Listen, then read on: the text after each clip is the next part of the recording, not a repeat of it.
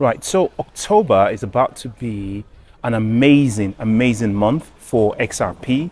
Reason being, there's a heck of a lot of ETF decisions that are going to be coming through in October. Now, don't worry too much, not financial advice, do your own research about the price of crypto at the moment. This is just a washout before the massive, massive upswing. I think a lot of people know that by now, which is why you're not seeing that many liquidations in XRP. There are liquidations in Ethereum and Bitcoin. And like I spoke about in my previous video, Plasma saw a massive, massive liquidation, such a small token that got more liquidations than, than Bitcoin, than ETH. That's just saying something, right? People pumped at the wrong time and the market dumped. So, what can you do about that? But check this out. What is happening now is because of the SEC's updated regulations, right? Because of the updated rules that makes approval a little bit more swift. So previously, approvals would take like 120 days or 200 days or something like that. And that's been shortened to as little as 75 days. Now, what that means is that, obviously ETFs are going to be approved a lot more quickly. That's one. Number two, the requirements are also been streamlined. So for instance, if you have an existing ETF that's already been approved, and then you add a bunch of tokens to it, right? Like, I don't know, ones that have already been cleared that are not securities, I think by default, which is like most of them now, with Paul Atkins' new stance on things. You add XRP to an existing ETF, you end up with a very, very quick approval and instant exposure to XRP. And a lot of those are going to happen in October, November, December, bringing in an avalanche of pent-up dry powder from the institutions. Now, apart from actual, standalone XRP ETFs, which will happen, we're going to get a lot of these hybrids. And when I say hybrids, I'm not even talking about, the bucket ones, the bucket, 10%, this, Solana, Cardano, blah, blah, blah. I'm not talking about those, right? I'm talking about hybrids, actual hybrids. So not only limited to the crypto sector, actually hybrid with existing funds. So for instance, we saw a filing in the last few days by a company, I think they're called, I don't know, the name of the company just escapes me. I had it in my head like 2 seconds ago. But basically, this company has filed for an S&P 500 hybrid with XRP. So the fund, obviously they're going to be doing others, but the particular one that they filed for is 75% S&P 500, 25% XRP. So that is a traded commodity or traded bunch of commodities, an instrument that's already traded on the stock market, hybrid with a crypto ETF. That's innovative. It's, I guess, the first of its kind. We've seen other types of hybrid, but this is the first time we're seeing actual sort of existing instruments. And Wall Street is going to absolutely eat this stuff up. They're going to love it. It's a kind of, you get a fat, what they see as dependable, reliable instrument, commodity, what have you.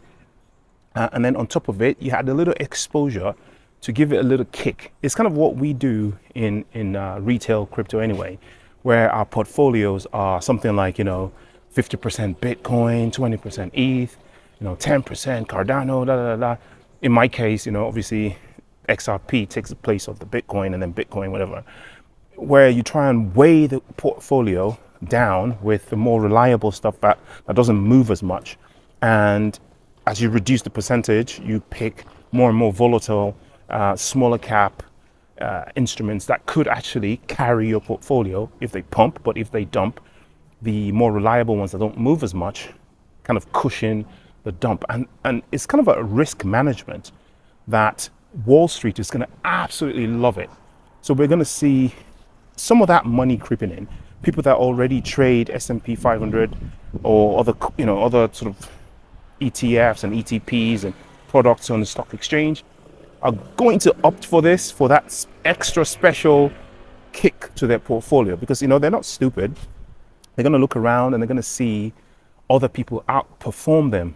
I mean, Bitcoin has outperformed pretty much everything on the stock market in the last 10 to 15 years. XRP's done the same. Tokens that were launched yesterday have outperformed absolutely everything in the history of trading. And these things are obviously, from their point of view, are incredibly risky.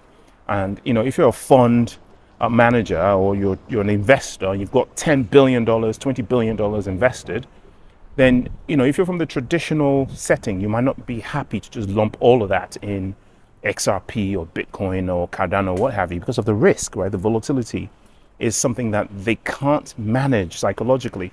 Having a fund like as a hybrid do this for them, it's going to be I can't tell you how this is going to be eaten up by the existing institutions. So that's an amazing thing.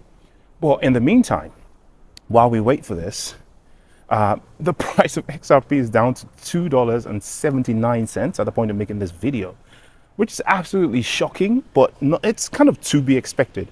I mentioned in my last video that actually,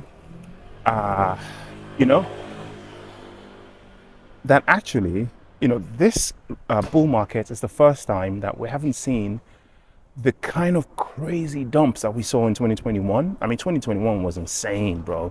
I mean, there would be a day that would be like 26% to like 50% dump intraday.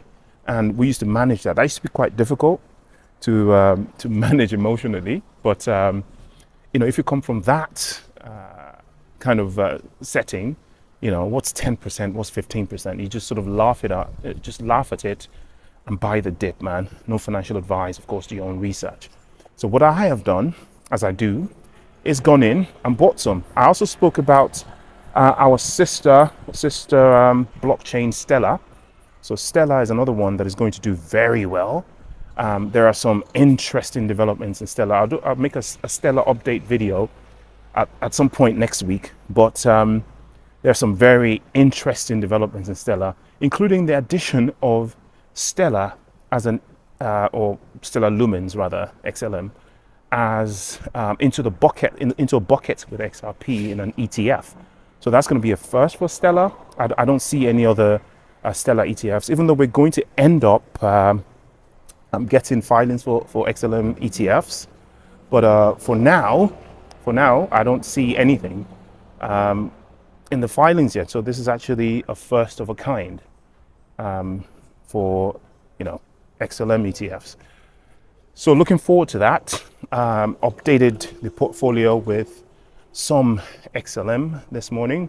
It's still a good price. Went up a little bit yesterday. I think at the news. Some people heard the news, some people didn't, and some people saw the possibilities with XLM, and they went in, and so did I. No financial advice. I'll see you in the next one. Take care of yourself, guys. Peace.